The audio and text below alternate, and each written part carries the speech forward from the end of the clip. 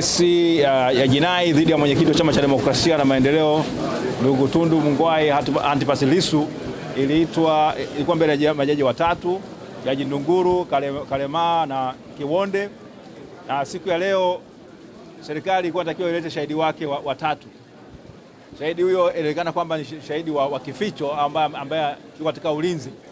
Mara tu baada ya huyo serikali kusema kwamba au jamhuri kusema inataka huyo shahidi atoe ushahidi wake katika kizimba, mwenyekiti wa chama chetu Tundu Antipas Lissu aliwasilisha pingamizi akipinga kwamba huyo shahidi na mashahidi wote wale ambao wanadaiwa kwamba wamepata kinga ya mahakama wasiweze kuonekana, kwamba hana sifa hiyo, hajawahi kupata kinga hiyo ya mahakama, kwa sababu ile amri ya Jaji Mtembwa haikutoa zuio kwamba au haikutoa kinga kwamba huyo mtu afichwe katika kizimba maalum.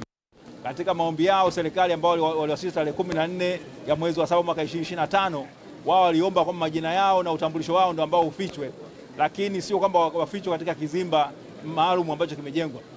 Na sheria iko wazi, zile kanuni ambazo zimetungwa mwaka huu mwezi wa 7 zinasema kwamba inabidi mtu anayetaka kutoa ushahidi kwa kificho, hicho kizimba chake maalum lazima kiwe sawa, kinamwonyesha kwamba asionekane kwa upande wa watu ambao wako mahakamani, lakini aonekane kwa jaji na au hakimu ambaye anasikiliza kesi. Sasa kizimba ambacho kimejengwa hapo mahakamani, hata majaji hawezi kumuona huyo shahidi. Kwa hiyo ni kwamba inakuwa ni mtu hata una uhakika nini kinaendelea. Msingi mkubwa wa jaji kumuona shahidi au mtu anayetoa ushahidi kwa kificho ni kwamba wao waweze kujua ni nani na waweze kuhakikisha kwamba jeje anavokaa pale mahakamani kuaminika kwake kunakuwa kukoje.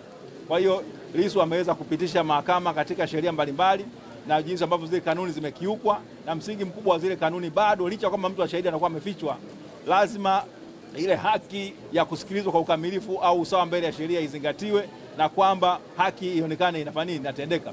Hasa kama shahidi anafichwa, hata jaji amuoni na amjui ni nani, naweza kupata mashahidi wa kubambikiza au wengine wa mchongo ambao wanaweza kuingiza katika kivuli kile. Kwa hiyo upande pekee ambao unamfahamu ndio ilikuwa ni hoja ya mwenyekiti. Upande pekee ambao katika kesi ambao unamfahamu shahidi huyo ni upande wa mashtaka. Jaji amfahamu na mshtakiwa hata mfahamu. Kwa hiyo ikawa ni hizo hoja, na amepitisha mahakama katika hoja mbalimbali za kuonyesha jinsi gani kwamba Katiba ya Jamhuri ya Muungano wa Tanzania ilikuwa imesiginwa, ibara ya 13 ibara ndogo ya 6A na ibara ya 107 A kubwa ibara ndogo ya 2, ambazo zote zinakazania kwamba msingi wa kusikilizwa kwa ukamilifu. Na akazungumzia vile vile kwamba hata hii sheria basi, hii sheria ambayo inadaiwa kwamba ndio ambayo inatoa haki ya kificho ambayo ilitungwa mwaka 2018, sheria hiyo haijawahi kuchapishwa katika gazeti maalum la serikali. Katika gazeti la serikali likitangaza kwamba sheria inaanza kufanya kazi lini, hatari yake ni nini? Mwenyekiti ameeleza kwamba watu wengi wameguswa sana na hiyo sheria ambayo haijawahi kuchapishwa kwenye gazeti la serikali. Ameonyesha kwamba kuna utafiti umefanyika.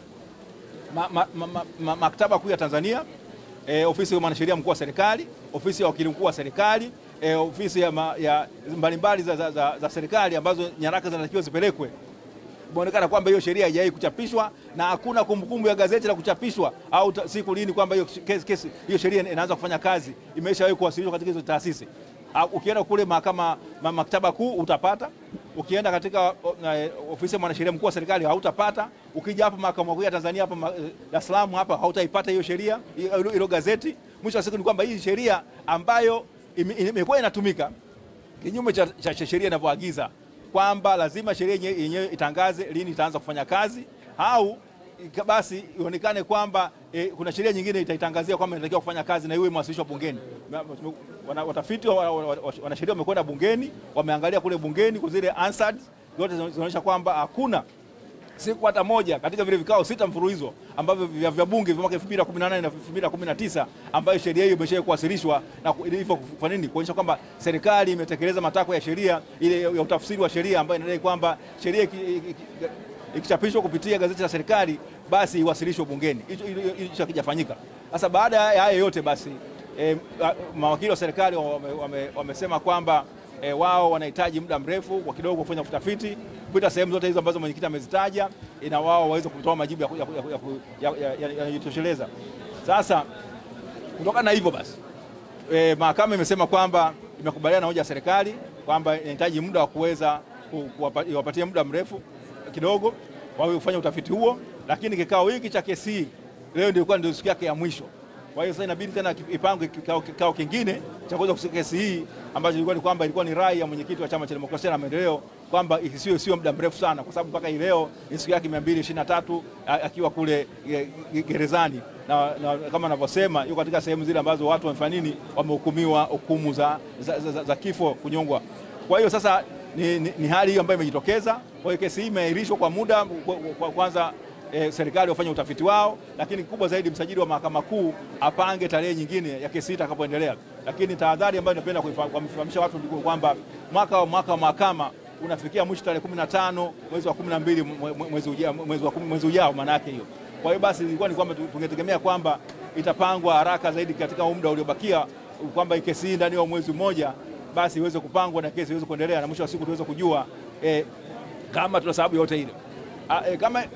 Kama pingamizi la mwenyekiti likubalika, ni kwamba kesi imekufa, kwa sababu wale mashahidi kama wakikataliwa wote ambao hawana uficho, vinginevyo itabidi wawe mashahidi ambao watakuwa nini, hawana uficho, itabidi waonekane mbele ya mahakama. Sasa sijui kama serikali watakuwa tayari kuendelea na kesi ambayo hali yao itakuwa ni tete. Asanteni sana.